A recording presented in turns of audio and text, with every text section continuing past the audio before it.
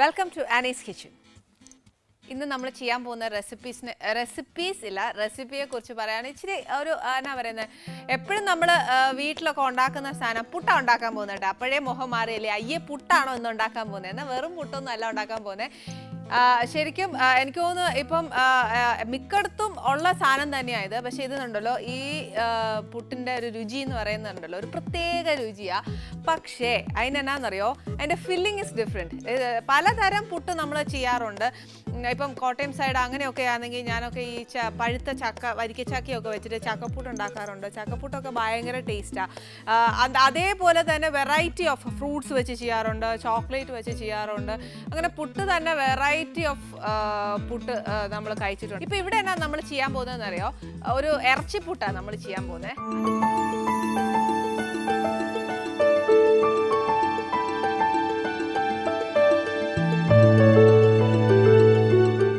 അതെന്ന് വെച്ചാൽ ഇച്ചിരി ഒരു ഒത്തിരി മെനക്കേടൊന്നുമില്ല, എന്നാൽ രണ്ട് ഓപ്ഷൻസും ഉണ്ടാവും. അപ്പോൾ ഇപ്പം ഞാൻ അത് മെനക്കെട്ട് നമ്മൾ ഇറച്ചിപ്പുട്ടിനായിട്ട് ചെയ്യുവാണെങ്കിൽ ഇപ്പം എന്നാന്ന് വെച്ചാൽ അതിന് വേണ്ടിയുള്ള സാധനങ്ങൾ എന്നൊക്കെയാണ് വേണ്ടിയെന്ന് ഞാൻ പറഞ്ഞുതരാം.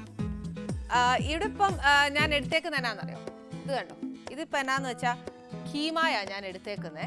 കീമ ആയതുകൊണ്ട് എന്നാ ഗുണം എന്നാന്ന് വെച്ചാൽ ഇത് ഇച്ചിരി നമ്മൾ കുഞ്ഞു കുഞ്ഞായിട്ടൊക്കെയല്ലേ അരിഞ്ഞ് കിട്ടുന്നേ, അരച്ച് കിട്ടുന്ന ഒരു ഇറച്ചിയല്ലയോ. അതല്ല, കീമ ഇല്ലാന്നുണ്ടെങ്കിൽ വിഷമിക്കൊന്നും വേണ്ട. ഇത് എന്നാന്ന് വെച്ചാൽ ഇച്ചിരി എളുപ്പമായി കിട്ടും. അതല്ല, ഇച്ചിരി നേരത്തെ പണിയുണ്ട്. അതുകൊണ്ട് ഇപ്പോൾ കീമ ആയാലും ഇറച്ചി കഷ്ണമായാലും ഒരു ടെൻഷനും ഇല്ല, കയ്യിൽ എന്നാന്ന് വെച്ചാൽ എടുത്താൽ മതി. ഇതിപ്പോൾ ഞാൻ കീമ ഒരു 1/4 കിലോയാണ് എടുത്തേക്കുന്നത്. പിന്നെ കുറച്ച് സവാളയാണ്. ഇതിപ്പോൾ കുഞ്ഞായിട്ട് അരിഞ്ഞേക്കുന്നത്. കുഞ്ഞായിട്ട് തന്നെ അരിയണമെന്നൊന്നുമില്ല, നീളത്തിലായാലും കുഴപ്പമില്ല. പക്ഷേ 1/4 കിലോയ്ക്ക് ഒരു വലിയ സവാള മാത്രം മതി. പിന്നെ വേണ്ടി എന്നാന്നോ, കുറച്ച് ടൊമാറ്റോയാണ് വേണ്ടി. അതും നീളത്തിലോ എന്നാ വെച്ചാൽ അതേപോലെ അരിഞ്ഞേച്ചാൽ മതി. പിന്നെ കുറച്ച് മല്ലിയിലയാണ്, ഇച്ചിരി ഫ്ലേവറിനാ. ഇന്ന് എനിക്കെന്നാ സമാധാനം എന്നറിയോ, വേണ്ടേ, എൻ്റെ കറിവേപ്പില ഉണ്ട്. പിന്നെ കുറച്ച് ഇഞ്ചിയും വെളുത്തുള്ളിയും കൂടെ ചതച്ച് വെച്ചേക്കുന്ന ഇത്. പിന്നെ കുറച്ച് മഞ്ഞപ്പൊടി, കുറച്ച് കാശ്മീരി മുളക് പൊടി, പിന്നെ കുറച്ച് മല്ലിപ്പൊടി, കുറച്ച് കുരുമുളക് പൊടി, പിന്നെ കുറച്ച് തക്കോലം, ഏലക്കായ അത് ഇച്ചിരി കൂടുതൽ ഇട്ടോ കേട്ടോ. പിന്നെ ഇച്ചിരി പട്ട ഒരുപാട് വേണ്ട, ഒരു കഷ്ണം. പിന്നെ കുറച്ച് പെരിഞ്ചീരകം, പിന്നെ ഇച്ചിരി ഗ്രാമ്പൂക്ക് ഒത്തിരിയല്ല, ഒരു 3-4 എണ്ണം. പിന്നെ ഇച്ചിരി കടുക്. ഇതിനെന്നാന്ന് അറിയോ, കടുക് മസ്റ്റൊന്നും അല്ല, ഇറ്റ്സ് എൻ ഓപ്ഷണൽ, വേണമെങ്കിൽ ഇട്ടാൽ മതി. പിന്നെ ഇച്ചിരി വറ്റൽ മുളക്. ഇതെന്നാന്ന് വെച്ചാൽ ഇച്ചിരി വിനാഗിരിയാ. അതെന്നാന്ന് വെച്ചാൽ ഇറച്ചി പെട്ടെന്ന് വേവാൻ. എന്നാൽ കോഴിയിറച്ചിക്കാണെങ്കിൽ ഒത്തിരി വേവൊന്നുമില്ല, എന്നാലും ഇച്ചിരി എളുപ്പമായിട്ട് വേവാൻ വേണ്ടിയിട്ടാണ് വിനാഗിരി. അല്ലെങ്കിലും ഇച്ചിരി ഒരു പുളിയുടെയൊക്കെ ഒരു ടേസ്റ്റ് വരുവാന്നേലുണ്ടല്ലോ, കുറച്ചുകൂടെ ഒരു രുചി വരും. ഇതാണ് ഇച്ചിരി ഉപ്പ.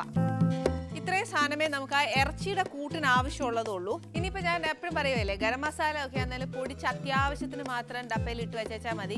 ഇതിപ്പോൾ എന്നാന്ന് വെച്ചാൽ ഇത്രയും പോകുന്ന 1/4 കിലോയ്ക്കുള്ള ഇറച്ചിക്ക് എന്നതൊക്കെയാണ് വേണ്ടിയെന്നുള്ളത് പറഞ്ഞുതരാം. അത് ഞാൻ ഈ പറഞ്ഞ കൂട്ട് ഗരം മസാല അന്നേരം പൊടിക്കുവാന്നേ. ഇതിപ്പം വീട്ടിലാന്നേലും ഒക്കെ ഞാൻ ഇങ്ങനെ തന്നെ അന്നേരം പൊടിക്കുന്നതിന് ആ ഒരു മണവും എന്നാ പറയുന്നത്, ആ ഒരു ഡിഫറൻസ് ശരിക്കും നമ്മൾ അന്നേരം പൊടിച്ചിടുന്നതിന് ഒരു വ്യത്യാസമുണ്ട്. ഇതിനകത്ത് ഇപ്പം എന്നാ വേണ്ടിയെന്ന് വെച്ചാൽ 1/4 കിലോ അല്ലേ ഉള്ളൂ, അന്നേരം പിന്നെ ഒരു ചെറിയ തക്കോല ഇട്ടേച്ചാൽ മതി. പിന്നെ എന്നാന്ന് വെച്ചാൽ ഏലക്കായ് പറഞ്ഞ പോലെ എനിക്ക് കറിവേപ്പില കാണുന്ന പോലെ തന്നെയായി ഏലക്കായും എന്നും പറഞ്ഞ് ഒത്തിരി കൂട്ടാൻ ഒക്കുകയല്ല കേട്ടോ, ഒരു 3-4 എണ്ണം ഇട്ടേച്ചാൽ മതി. പട്ട നമ്മളെപ്പോഴും ഒരു കഷ്ണമാണ് എടുക്കുന്നത്, അതുകൊണ്ട് ഇപ്രാവശ്യം ഞാൻ എന്നാന്ന് വെച്ചാൽ ഇച്ചിരിയല്ലേ ഉള്ളൂ, അന്നേരം ഒരു 1/4 എടുക്കും. പിന്നെ ഇച്ചിരി പെരിഞ്ചീരകം, 1/4 ഉള്ളതുകൊണ്ട് ഒരു 1/2 ടീസ്പൂൺ മതി. പിന്നെ അന്നേല് ഗ്രാമ്പു ഇതേപോലെ ഒരു 3-4 എണ്ണം മതി. ഇനി ഇച്ചിരി കുരുമുളക്. ഇനി ഇത് നല്ലതായിട്ടങ്ങ് പൊടിക്കാം. ഇച്ചിരി ഉള്ളതുകൊണ്ട് ഇച്ചിരി പൊടിയാനൊക്കെ ഇച്ചിരി പ്രയാസമാണ്, അന്നേരം ക്രഷ്ഡായിട്ട് കിട്ടിയാലും കുഴപ്പമില്ല.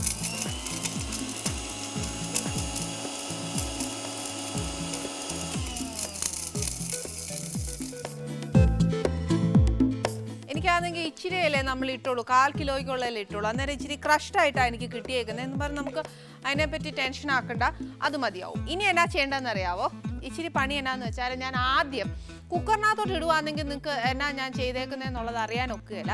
അതുകൊണ്ട് ഞാൻ എന്നാ ചെയ്യാൻ പോകുന്നത് ഈ പാനിനകത്തോട്ട് ഇട്ട് മിക്സ് ചെയ്തതിന് ശേഷം നമുക്ക് കുക്കറിലോട്ട് മാറ്റാം.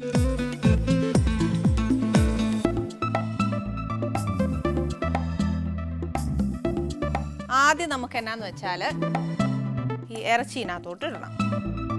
ഇറച്ചിയൊക്കെ ആണെങ്കിൽ വെന്ത് കഴിഞ്ഞാൽ ഇച്ചിരിയല്ലേ ഉള്ളൂ. 1/4 കിലോ ആയതുകൊണ്ട് എന്നാന്നോ നമുക്ക് ഒരു സവാള, ഒരു മീഡിയം സൈസ് സവാള മതിയേ. നീളത്തിൽ അരിയുവാന്നേൽ കനവില്ലാതെ അരിഞ്ഞേച്ചാൽ മതി. ഒത്തിരി സവാളയൊക്കെ ഇടുവാന്നേലുണ്ടല്ലോ നമ്മളിത് പിന്നെ ഡ്രൈ ആക്കുവാൻ ഒക്കുകയില്ല.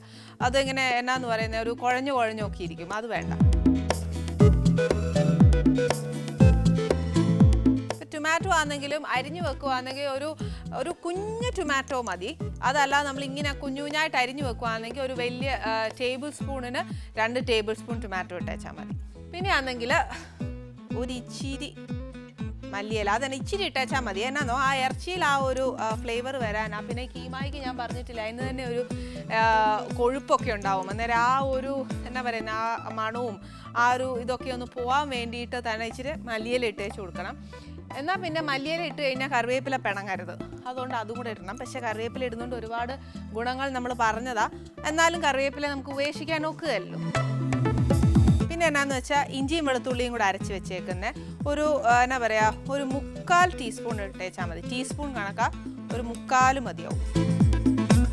ഇനി നമുക്ക് നമ്മുടെ അതിനകത്ത് എടുത്ത് വെച്ചേക്കുന്ന പൊടിയില്ലേ അത് ഒരു ഇച്ചിരി മഞ്ഞൾപ്പൊടി, പിന്നെ ആണെങ്കിൽ 1 ടീസ്പൂൺ നിറച്ച് കാശ്മീരി മുളക് പൊടിയാണ്. പിന്നെ ഇച്ചിരിയും കൂടിയൊക്കെ നമ്മൾ ഇളക്കിയേച്ചൊക്കെ നോക്കുമ്പോഴത്തേന് കുറവാന്നേൽ ഇച്ചിരി കൂടിയൊക്കെ ചേർത്തോണം. ഇതിപ്പോൾ ഞാനൊരു വലിയ ടീസ്പൂൺ കണക്കായിട്ടേക്കുന്നത്. പിന്നെ വേണ്ടിയത് ഒരു വലിയ ടീസ്പൂൺ മല്ലിപ്പൊടിയാണ്. കുരുമുളക് പൊടി നമ്മൾ ഓൾറെഡി ഇതിനകത്ത് ഇട്ടേക്കുക. അരപ്പിനകത്ത് ഉണ്ട്, നമ്മുടെ ഗരം മസാലയുടെ കൂടെ ഇട്ടേക്കുക. അപ്പോൾ പിന്നെ അതല്ല ഇങ്ങനെ പൊടിച്ചാൽ വെച്ചേക്കുന്നതെന്ന് വെച്ചാൽ ഒരു കുറച്ച് കുരുമുളക് പൊടിയും കൂടി ഇട്ടേച്ചാൽ മതി. ഇതിൻ്റെ കൂട്ടത്തിൽ ഒരു ടീസ്പൂൺ അല്ലെന്നുണ്ടെങ്കിൽ ഞാൻ എപ്പോഴും പറയുകയില്ലേ നമ്മുടെ വിനാഗിരിയുടെ അടപ്പില്ലേ അതിനൊരു അരയോ അല്ലെങ്കിൽ ഒരു 1/4 അടപ്പിന് ഒഴിച്ചേച്ചാൽ മതി.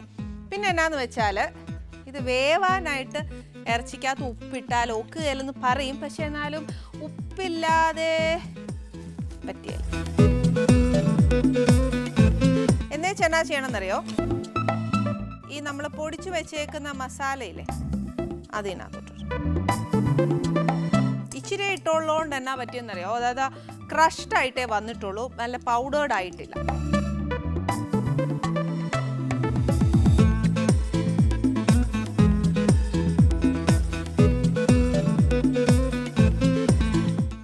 നല്ലതായിട്ട് മാരിനേറ്റ് ചെയ്ത് കുക്കറിനകത്തോട്ട് വയ്ക്കാം. ഇറച്ചി ശരിക്കും പറഞ്ഞാൽ കോഴിയാ, അന്നേരം ഒത്തിരി വേവൊന്നുമില്ല. പക്ഷെ എന്നാലും നല്ലതായിട്ടൊന്ന് വെന്തോട്ടെ.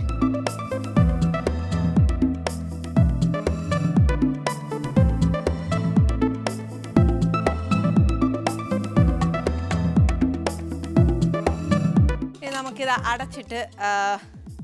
അടച്ചിട്ടാലേ വേവിക്കാൻ പറ്റത്തുള്ളൂ. അതെല്ലാവർക്കും അറിയാമെന്ന് എനിക്കറിയാം. ഇപ്പോൾ നമ്മുടെ ഇറച്ചി ആണെങ്കിൽ നമ്മളെല്ലാം പുരട്ടി വെച്ചേച്ച് കുക്കറിനകത്ത് വെച്ചു. സത്യം പറഞ്ഞാണ്ടല്ലോ ഇത് കോഴിയിറച്ചി ആയതുകൊണ്ട് ഇത് കുക്കറിനകത്ത് തന്നെ വെക്കണം എന്നൊന്നുമില്ല.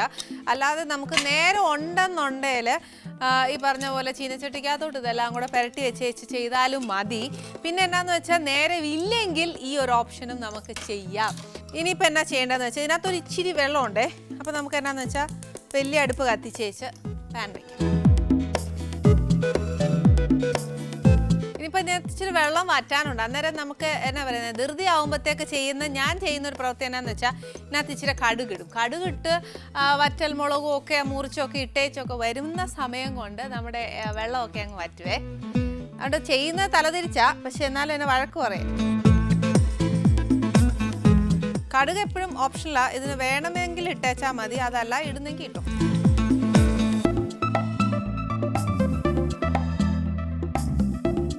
ഇതിനകത്തോട്ട് ഇച്ചിരി എണ്ണ.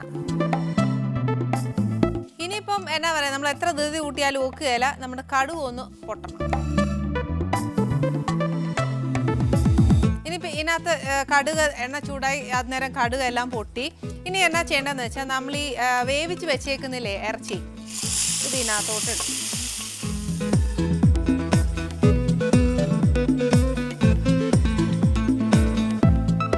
ഇനി എന്നാ പണിയെന്ന് വെച്ചാൽ ഇതിന് ഇച്ചിരി നേരം എടുക്കുന്ന എന്നാന്നോ, ഇതിനകത്ത് ഇച്ചിരി വെള്ളമൊക്കെ ഉണ്ടേ, അതൊന്ന് നല്ലതായിട്ട് പറ്റി വന്നേച്ച് അതിനകത്തോട്ടാന്നേൽ നമ്മൾ ഇച്ചിരി കറിവേപ്പിലയൊക്കെ ഇട്ട് കൊടുക്കണം.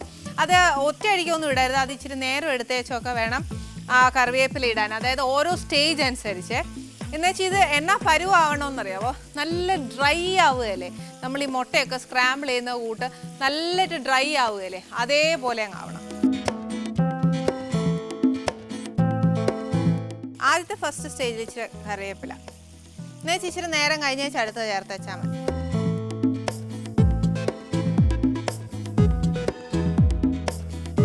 ഇതിപ്പോൾ ക്ഷമയോടുകൂടി കുറച്ചൊക്കെ ഇങ്ങനെ വറുത്ത് വരുമ്പോൾ ഉണ്ടല്ലോ, വേണ്ട ഇതിങ്ങനെ ഡ്രൈ ആയിട്ട് നമുക്ക് കിട്ടണം, എന്നാലേ നമുക്ക് പുട്ടുകുറ്റിക്കകത്ത് വയ്ക്കാനൊക്കത്തുള്ളൂ. ഇതിപ്പോൾ ഏകദേശം നല്ലതായിട്ട് ഡ്രൈ ആയി. ഇതേപോലെ നല്ല ഡ്രൈ ആക്കി എടുത്തതിന് ശേഷം ഇതങ്ങ് ഓഫ് ചെയ്യണം. ഇനി എന്നാന്ന് വെച്ചാൽ അടുത്ത് തന്നെ നമ്മൾ ചെയ്യാൻ പോകുന്നത് പുട്ട് നനയ്ക്കാൻ ആർക്കും അറിയാൻ മേലാത്തല്ലേ. എൻ്റെ അമ്മയൊക്കെ ആദ്യം പുട്ട് നനയ്ക്കാൻ പഠിപ്പിച്ചതെന്ന് ആദ്യം സ്റ്റാർട്ടേഴ്സ് പറയും കേട്ടോ. എന്നാന്ന് വെച്ചാൽ നമ്മൾ പുട്ട് നനച്ചേച്ച് ഇങ്ങനെ ഒരു പിടി പിടിച്ചു നോക്കും, നേരെ അത് ഉണ്ടയായിട്ട് കിട്ടുവാന്നേൽ പുട്ട് നനഞ്ഞു എന്നർത്ഥം. അപ്പം ഞാൻ എന്നാ ചെയ്തു, ഇച്ചിരി സമയം കിട്ടിയ നേരത്തേക്ക് ഞാൻ എൻ്റെ പുട്ട് അങ്ങ് നനച്ച് വെച്ചായിരുന്നേ. ഇനിയിപ്പോൾ എന്നാ ചെയ്യാൻ പോകുന്നതെന്ന് വെച്ചാൽ നമ്മൾ എന്നാ പറഞ്ഞ പുട്ടുകുറ്റിക്കകത്തോട്ട് വെക്കാനായിട്ട് പോവാം.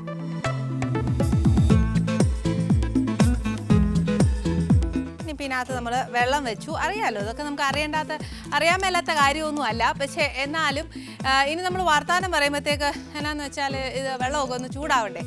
ഈ പുട്ടൊക്കെ ഉണ്ടാക്കുന്ന നേരത്തേനും ഈ എന്നാ പറയുക ഇറച്ചിയൊക്കെ ഉണ്ടാക്കുന്ന നേരം കൊണ്ട് ഞാൻ അങ്ങ് ഗസ്റ്റ് ആരാന്നൊക്കെ പറയാൻ മറന്നുപോയി കേട്ടോ. മറന്നുപോയെന്ന് വെച്ചാൽ ഈ ധൃതിയിൽ അങ്ങ് പറ്റിപ്പോയതാ, അല്ലാതെ മനഃപൂർവ്വം ചെയ്തതല്ല, സോറി കേട്ടോ. എന്ന് വരാൻ പോകുന്ന ഗസ്റ്റ് ആരാന്നറിയാവോ, ഭക്ഷ്യ സിവിൽ സപ്ലൈസ് മന്ത്രി അനൂപ് ജേക്കബും വൈഫ് അനിലയും കൂടിയാണ് ഇവിടെ ഇന്ന് വരുന്നത്. അപ്പം ഇനിയിപ്പോൾ എന്നാ, എൻ്റെ വെള്ളം തിളച്ചു, ഇനി പുട്ടെടുത്ത് വെച്ചേ ഒക്കത്തുള്ളൂ. ഇതിനകത്ത് വേറെ പരിപാടികൾ അങ്ങനെയൊന്നുമില്ല.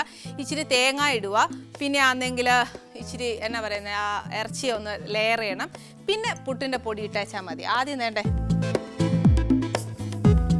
ഇച്ചിരി തേങ്ങ ഉണ്ടല്ലോ, ഫസ്റ്റ് ലെയർ ഇടുമ്പോഴത്തേന് കുറച്ച് കളയല്ല, ഇച്ചിരി അങ്ങോട്ട് ഇടണം. എന്നാന്ന് വെച്ചാൽ ആവി വരണ്ടേ, അന്നേരം അതിനുള്ള ഒരു ഗ്യാപ്പ് കൊടുത്തേക്കണം. എന്ന് വെച്ചാൽ എന്നാ ഇച്ചിരി ഇറച്ചി, ഇതിൻ്റെ മേളിലോട്ട് കുറച്ച് പുട്ടിൻ്റെ പൊടി.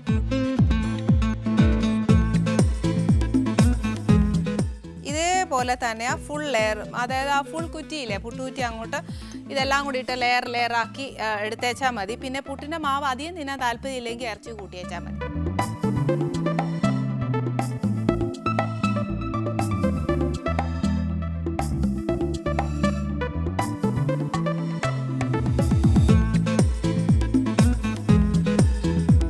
ഞാൻ പുട്ട് വെച്ചു. ഇനി എന്നാന്ന് വെച്ചാൽ പുട്ടിന് ആവി വരാൻ ഇച്ചിരി നേരം എടുക്കും. ഇറച്ചിയൊക്കെ വെന്തതാ, എന്നാലും ഇച്ചിരി നേരം എടുക്കും അതൊന്ന് ആ ഫുൾ സ്റ്റീം ഇതിനകത്തോട്ട് വരാനായിട്ട്. അപ്പം എൻ്റെ പുട്ടും വെന്ത് ഞാൻ ഇതും ഒന്ന് ഒതുക്കുമ്പോഴത്തേക്ക് നമ്മുടെ മിനിസ്റ്ററിങ് എത്തും. നമ്മുടെ എന്നാ പറയുന്നത് ഇറച്ചിപ്പുട്ടേ നല്ല ആവിയൊക്കെ വരുന്നുണ്ട്, നല്ല മണമൊക്കെ വരുന്നുണ്ട്. എത്രയും ഡ്രൈ ആക്കിയിട്ട് വെക്കാൻ പറ്റുന്ന അത്രയും ഡ്രൈ ആക്കി വെക്കണം. ഇനി നമുക്കിത് എൻ്റെ ഫൈനൽ സ്റ്റേജ് എന്തായി നോക്കാം. വെച്ചേച്ച ശേഷം ഇനി അത് കുത്തുമ്പോൾ എന്നാന്നറിയാൻ മേലല്ലോ, നോക്കാവേ.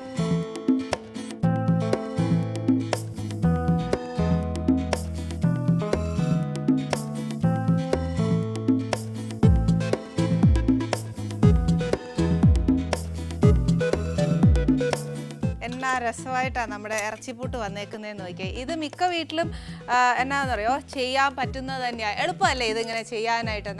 ഇത് പുട്ടാണെങ്കിലുണ്ടല്ലോ ഒരു ഇച്ചിരി ചൂടായിട്ടൊക്കെ തിന്നണം. പുട്ട് ഇരിക്കും തോറും അറിയാമല്ലോ എൻ്റെ അവസ്ഥയൊക്കെ. അപ്പോൾ നമുക്ക് ചൂടായിട്ടൊക്കെ പുട്ട് ഉണ്ടാക്കാവുള്ളൂ.